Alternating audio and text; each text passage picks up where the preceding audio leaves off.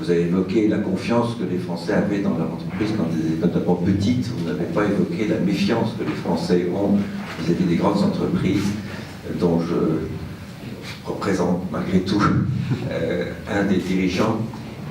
C'est pour moi d'ailleurs un sujet de préoccupation majeure, parce qu'au-delà des statistiques, il me paraît très important de retrouver un lien très fort de confiance pour toutes les entreprises par rapport à nos contemporains. Il n'y a pas une entreprise dont le business model est en train d'exploser. Pas une. Vous prenez la banque, l'automobile, le retail, la musique, la pharmacie. Donc tous les business models sont en train d'exploser. Et on a besoin pour ça de rassembler les équipes pour adhérer et pour aider au changement. Pratiquement toutes les générations qui sont en charge aujourd'hui attendent quelque chose, attendent ce mouvement, attendent ce changement. Au fond, elles n'en peuvent plus, si vous voulez, d'être dans un système de contrôle et de commandement hiérarchique. Avant tout, c'est une collectivité humaine, l'entreprise. Et je trouve que cette notion d'homme et de femme est absente bien souvent quand on parle de l'entreprise avec un grand E, comme une machine un peu, une machine à produire du résultat. Là où les choses sont solides, c'est quand vous allez de la raison d'être jusqu'aux actions court terme, en passant par la stratégie avec un fil directeur.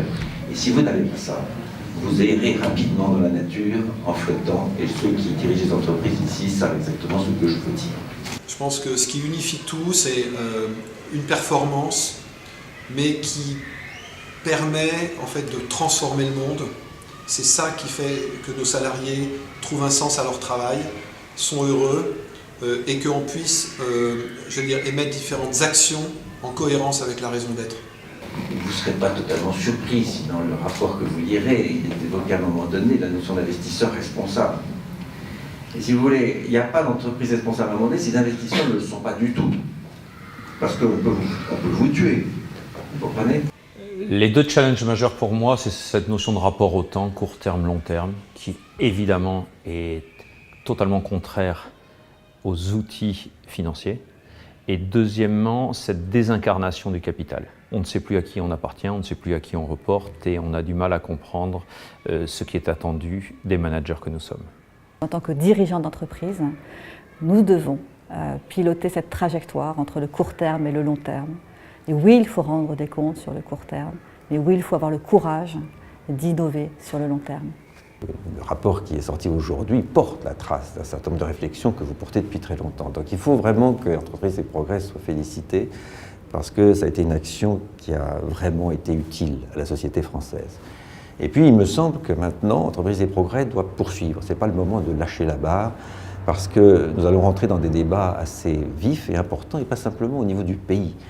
Au niveau de l'Europe, je pense, où nous avons intérêt tous ensemble, et Entreprises et Progrès y a sa part, de créer une forme de capitalisme européen avec un état d'esprit un peu singulier qui se différencie du capitalisme anglo-saxon très court-termiste qui existe encore et un capitalisme d'État qui naît en ce moment dans des pays émergents qui aussi porte sa menace intérieure par rapport au rôle de l'homme avec un grand H.